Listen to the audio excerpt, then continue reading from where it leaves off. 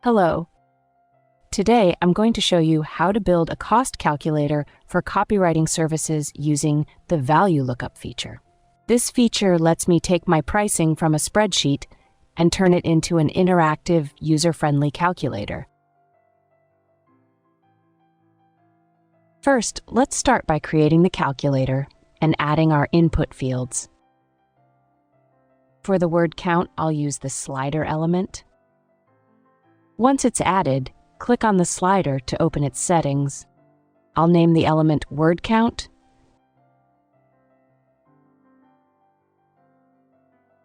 Set the minimum and maximum values.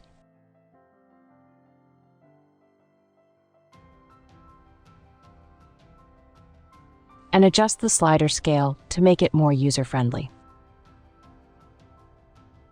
I'll also enable the option to always show the selected value and add a postfix to the element for better clarity.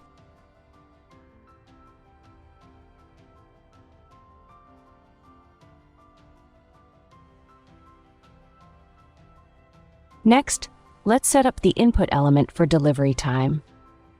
Since there are 3 possible delivery options, I'll use the radio box element, which allows users to select just one option. After adding the element, I'll customize it by clicking on it to open the settings. I'll add a label,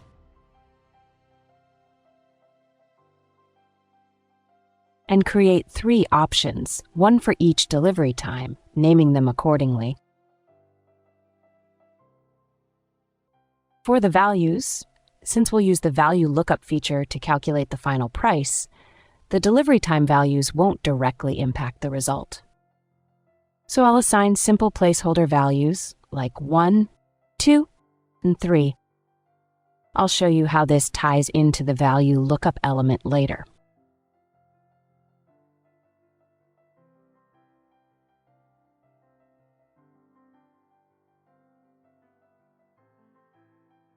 Now it's time to set up the Value Lookup element. I'll add it to the calculator and open its settings. I'll name it Price and add a currency symbol as a prefix.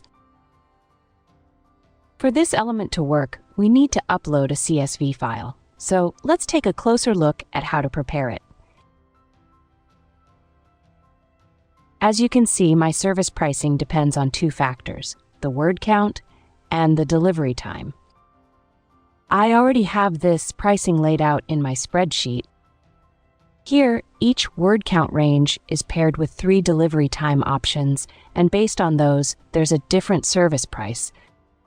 To prepare this spreadsheet for the Value Lookup element, we need to organize these 2 variables into rows and columns, with the price values placed in the middle. This format ensures the calculator can read the data correctly. Our first column will contain all the possible word count ranges. To define a range, the cell must follow the X to Y format, meaning the word 2 should be used between 2 values. For example, 1 to 10. It's also important to ensure these ranges don't overlap or share the same start or end values, so each range remains distinct.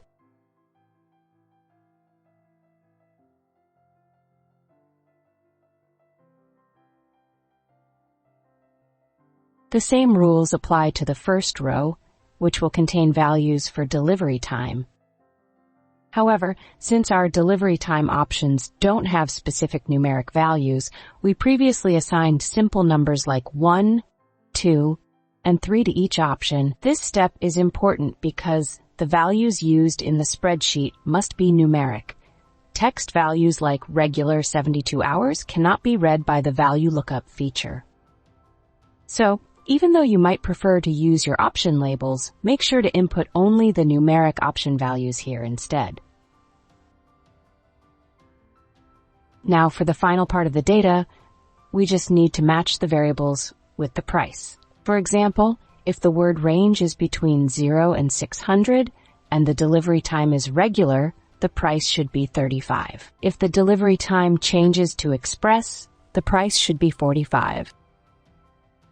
In essence, the value lookup element finds the intersection of the appropriate row and column and outputs the corresponding value as the result. Once your spreadsheet is prepared, you can export it as a CSV file, which you can then upload into the value lookup element. Now, we need to specify which elements will be used to check the values for the rows and columns. This step is crucial because mixing up these values can result in an incorrect output, or no value at all. So it's important to make sure each element is correctly assigned to its corresponding row and column.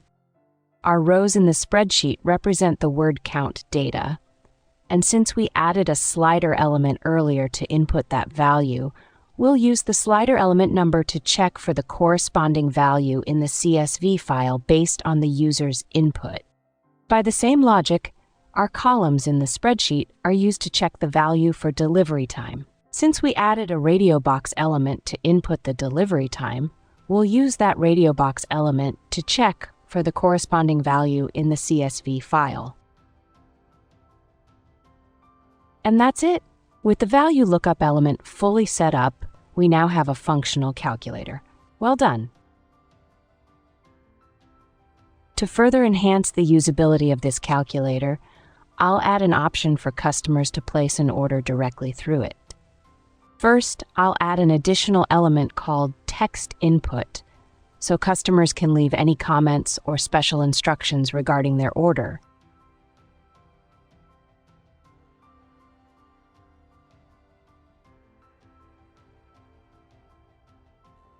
Now, to allow my customers to place an order and receive a receipt in their email, I'll use the Mail Results element.